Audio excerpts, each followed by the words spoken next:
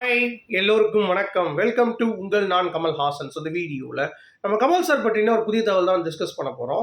So வீடியோக்குள்ளே போகிறதுக்கு முன்னாடி நம்ம சேனலுக்கு நீங்கள் புதுசாக இருந்தீங்கன்னா கண்டிப்பாக சப்ஸ்கிரைப் பண்ணிக்கோங்க. வீடியோ மறக்காமல் ஒரு லைக் பண்ணிக்கோங்க. இப்போ நம்ம வீடியோக்குள்ளே போகலாம்.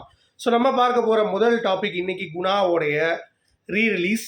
தேட்டர் வந்து சும்மா வேற லெவலில் ஒரு செலிப்ரேஷன் மோடு வந்து ஸ்டார்ட் ஆயிருந்துச்சு. ஸோ கமலா தேட்டரில் நானும் என்ஜாய் பண்ணேன். பயங்கரமாக இருந்தது. ரெஸ்பான்ஸ் வந்து பார்த்தீங்கன்னா வேற லெவலில் இருந்தது. ஸோ யாரெல்லாம் போயிருந்தீங்க அப்படிங்கிறத கமெண்ட் செக்ஷன் சொல்லுங்கள். ஸோ நல்ல ஒரு வைப்புங்க. ஆக்சுவலாக ரொம்ப நாளுக்கு அப்புறம் வர படம். அந்த கிளாரிட்டியும் வந்து பார்த்தீங்கன்னா நல்லா இருந்தது. சவுண்ட் கிளாரிட்டியும் சூப்பராக இருந்தது. நல்லா ஒர்க் அவுட் பண்ணியிருந்தாங்க.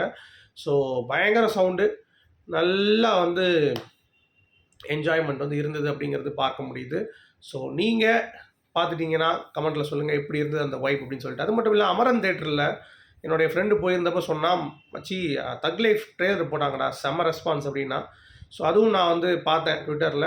நிறைய பேர் அதை போஸ்ட் பண்ணியிருந்தாங்க. ஸோ இப்போ ஆட் பண்ணியிருக்காங்க அப்படின்னு நினைக்கிறேன். ஏன்னா ஃபஸ்ட்டு கொஞ்ச நேரம் போட்டாங்க, அடுத்து இல்லை, இப்போ திருப்பி வந்து ஆட் ஆகிருக்கு அப்படிங்கிறது தெரியுது. ஸோ ரொம்ப ப்ரொமோஷன்ஸ்லாம் கமல் சாரை பற்றி திருப்பி வந்து அதிகமாக வர ஆரம்பிக்குது அப்படிங்கிறது பார்க்க முடியுது. ஸோ ரொம்ப ரொம்ப ஹாப்பியாக இருக்குது அப்படிங்கிறதையும் நான் வந்து கண்டிப்பாக தெரிவிச்சுக்கிறேன். அடுத்து வந்து பார்த்தீங்கன்னா சொர்க்கவாசல் அப்படின்னு சொல்லிட்டு ஆர்ஜே பாலாஜி அவர்களுடைய படம் வந்து ஒன்று ரிலீஸ் ஆகிருக்கு. அதில் விருமாண்டி படத்துடைய பார்ட் 2 மாதிரியே இருக்குது. அந்தளவுக்கு வந்து ஒர்க் அவுட் பண்ணியிருக்காங்க. ஏன்னா அந்த படத்துடைய டைரக்டர் வந்து பார்த்தீங்கன்னா கமல் சாரோடைய விருமாண்டி படத்துக்கு பெரிய ஃபேன் சொல்லியிருந்தார். ஸோ மேபி அவர் வந்து அந்த ஒரு ஆங்கிள் எடுத்திருக்காரா அப்படிங்கிறத பார்க்கணும். நான் இன்னும் பார்க்கல. ஸோ ரெஸ்பான்ஸ் வந்து வந்ததுலேருந்து ஒரு சில பேர் வந்து விருமாண்டி பார்ட் 2 மாதிரி இருக்குது அப்படின்ற மாதிரி சொல்லியிருக்காங்க. ஸோ கமல் சார் மாதிரி எடுக்க முடியாதுன்னு வைங்களேன். பட் இருந்தாலும் ஒரு கியூரியாசிட்டி இருக்குது. அட்லீஸ்ட் தேட்டரில் பார்க்க முடியலனாலும் இந்த மாதிரி ஏதாவது நெட்டில் கிடச்சிச்சின்னா கண்டிப்பாக பாருங்கள். பார்த்துட்டு அதற்கான அப்டேட் வந்து சொல்லுங்கள் எப்படி இருந்துச்சு அப்படின்னு சொல்லிட்டு. அடுத்து விஷ்ணுவர்தன் டேரக்டர் இருக்கார்ல, அவர் வந்து ஷெர்ஷா அப்படின்னு சொல்லிட்டு ஒரு படம் பண்ணியிருந்தார். அந்த டைமில் இப்போ பேராஷூட் அப்படின்னு சொல்லிட்டு இப்போ ஒரு சீரீஸ் மாதிரி பண்ணுறாரு. அவர் தம்பி தான் அந்த ஹீரோவை பண்ணுறாரு. அதில் நீங்கள் கவனிச்சிங்கன்னா இப்போ ரிலீஸ் ஆக போகுது ஹாட்ஸ்டாரில் அப்படிங்கிறது பார்க்க முடியுது. அதுக்காக வந்து பேட்டி வந்திருந்தார். பேட்டியில் வந்து பார்த்தீங்கன்னா கமல் சார் வந்து என்ன அந்த ஷெர்ஷா படம் நான் எடுத்தப்போ எனக்கு ஃபோன் பண்ணி பாராட்டினார். எனக்கு வந்து அவர் சொல்லணுன்ற அவசியமே கிடையாது. நீங்கள் உண்மை கதைகள் நிறையா பண்ணுறீங்க, நல்லா எடுத்திருக்கீங்க இந்த படம். ஸோ இதே மாதிரி நிறையா பண்ணுங்கன்னு சொன்னார். எனக்கு ரொம்ப இன்ஸ்பிரேஷனாக இருந்தது.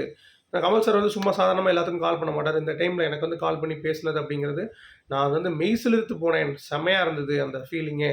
So I am very very happy அப்படின்ற மாதிரி அவர் வந்து தகவல் தெரிவிச்சிருந்தார். நல்லா இருந்தது. அடுத்து அமரன் டீமுக்கு ஃபுல்லாக லக்கு தாங்க. டிஃபென்ஸ் மினிஸ்டர் ராஜ்நாத் சிங் வந்து கூப்பிட்டு சிவகார்த்திகேயன் அப்புறம் டேரக்டர் எல்லாத்தையும் கூப்பிட்டு கங்க்ராச்சுலேட் பண்ணி படம் சூப்பராக இருக்குது அப்படின்ற மாதிரி கருத்துக்களும் வந்து பார்த்திங்கன்னா தெரிவிச்சிருக்காங்க.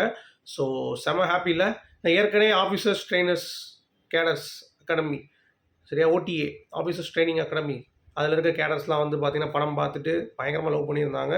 இப்போ இது ஒரு புதுசாக ஒரு பாயிண்ட் ஆஃப் வியூவில் இருக்குது அப்படிங்கிறது பார்க்க முடியுது.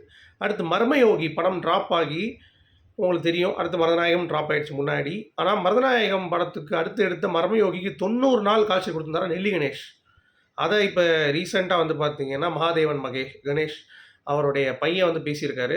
ஸோ அப்பா இறந்துட்டார் அப்படிங்கிறது உங்களுக்கு தெரியும், நெல்லி கணேஷ் இறந்துட்டாருன்ட்டு. ஸோ அப்போ சொல்லியிருந்தார் 90 நாள் கொடுத்துருந்தாரு. அட்லீஸ்ட் சரி ஓகே மர்மயோகி நடக்கலாம், மருதநாயகமாச்சு நடக்கணும்னு சொல்லி நெல்லி கணேஷ் சார் வந்து சொல்லியிருந்தார் எங்கள் அப்பா. அதனால் கண்டிப்பாக கமல் சார் இப்போ ஏஐ படிக்க போயிருக்காங்க. வர்றப்ப ஒரு நல்ல நியூஸோடு தான் வரணும். மருதநாயகம் வந்து ஏஐயில் திருப்பி எடுக்கணும், ரிவைவ் ஆகணும் அப்படின்ற மாதிரி அவர் வந்து பேசியிருந்தார். அது ரொம்ப அற்புதமாக இருந்தது. எனக்கும் ரொம்ப பிடிச்சிருந்தது அவர் பேசின அந்த கான்ஃபிடென்ஸ்.